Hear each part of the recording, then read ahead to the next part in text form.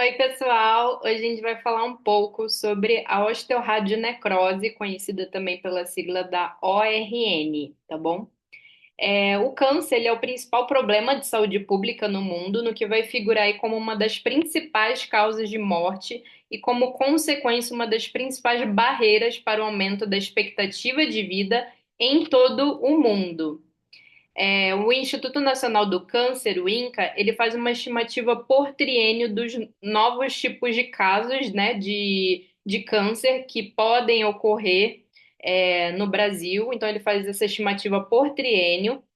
Então, no triênio de 2023 até o final desse ano de 2025, são estimados 40 mil novos casos de câncer de cabeça e pescoço. Percebam quão esse número é alto e é um número muito significativo.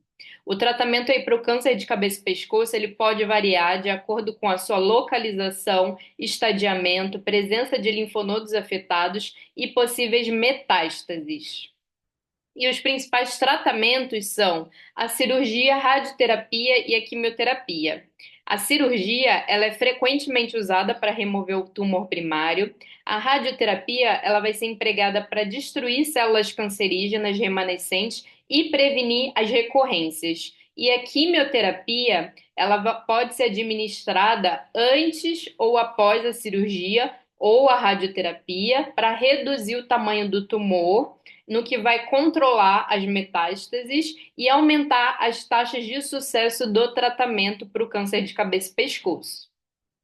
Uma breve introdução sobre a história da osteoradionecrose, ela começa lá com Ewing, em 1926. Inicialmente, a osteoradionecrose ela foi designada como osteite de radiação. E outros autores, após Ewing, de 1926, além dessa nomenclatura, outros termos como necrose óssea vascular e necrose por irradiação também eram usados para denominar a osteoradionecrose. Então, a osteoradionecrose é uma das mais graves complicações da radioterapia utilizada para o tratamento das neoplasias de cabeça e pescoço, no que vai tratar de uma doença na qual o osso ele é irradiado, né, pela radioterapia e ele vai se tornar desvitalizado e exposto através da perda da integridade da pele e da mucosa, persistindo aí sem cicatrização, tá bom? E a osteoradionecrose da face, ela vai acometer principalmente na maioria dos casos, a mandíbula, seguida aí também de maxila, mas ela é mais recorrente na região da mandíbula. Os principais fatores de riscos para a osteoradionecrose ocorrer. Os fatores de risco mais importantes são a dose de radiação utilizada, tá bom? A dose que o paciente recebeu durante o tratamento da radioterapia, o estadiamento tumoral e a presença de doenças periodontais e extrações dentárias.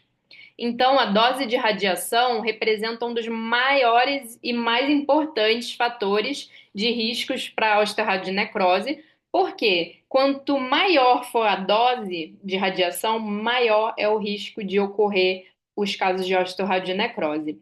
E a maioria dos casos da doença ocorre em doses maiores de 60 grays, e existem poucos relatos de casos após doses menores de que 50 grays, tá bom? E a radiação, ela é usada em tratamentos contra o câncer, principalmente na região da cabeça e pescoço. Ela pode danificar os vasos sanguíneos dos ossos da face e da mandíbula. Essa radiação, ela vai danificar as células que vão revestir esses vasos, no que vai dificultar a passagem do sangue, que é o que a gente chama de hipovascularização, tá bom? E com a diminuição desse fluxo sanguíneo, o oxigênio e os nutrientes essenciais para a saúde óssea elas não chegam adequadamente ao osso, que a gente chama de hipóxia.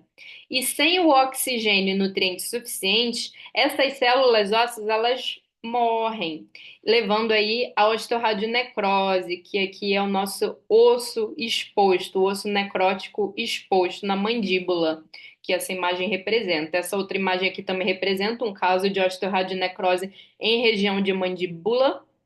Então, a osteoradionecrose ela vai ser o resultado, né, do efeito colateral do tratamento radioterápico do câncer de cabeça e pescoço, e ela é uma soma de fatores, com a hipóxia, hipovascularização, hiposcelularização tecidual e altas doses de radiação.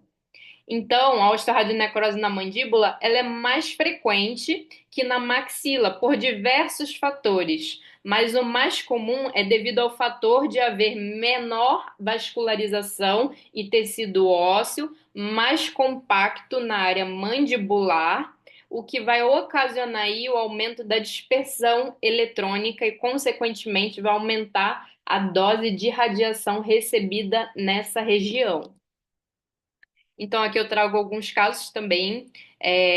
A osteoradionecrose, ela é tão complicada porque às vezes ela pode fraturar a mandíbula, como no caso dessa radiografia aqui.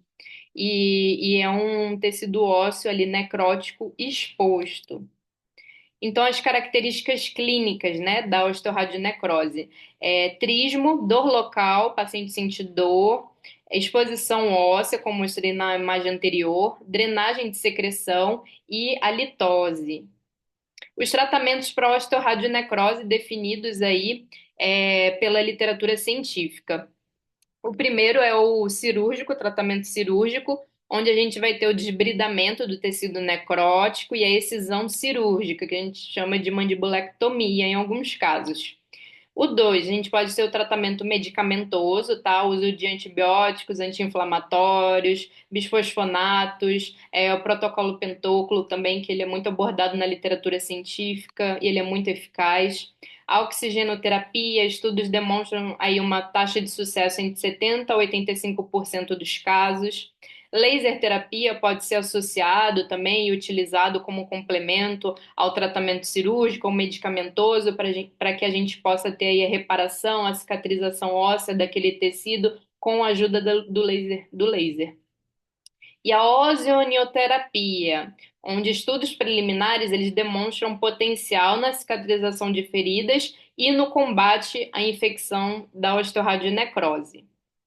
E quais são as formas de prevenção da osteoradionecrose? Apesar das diversas técnicas existentes, a osteoradionecrose ela é uma doença de extrema complexidade no seu tratamento, o que torna muito importantes os esforços para sua prevenção, e é de fundamental importância que haja colaboração da equipe cirúrgica, do radioterapeuta e do próprio paciente para que o objetivo principal seja atingido, tá bom? Essas foram as minhas referências que eu utilizei para essa aula. Muito obrigada pela atenção. Se você tem alguma dúvida sobre esse assunto, coloque aqui para mim nos comentários que eu irei responder, tá bom? Muito obrigada.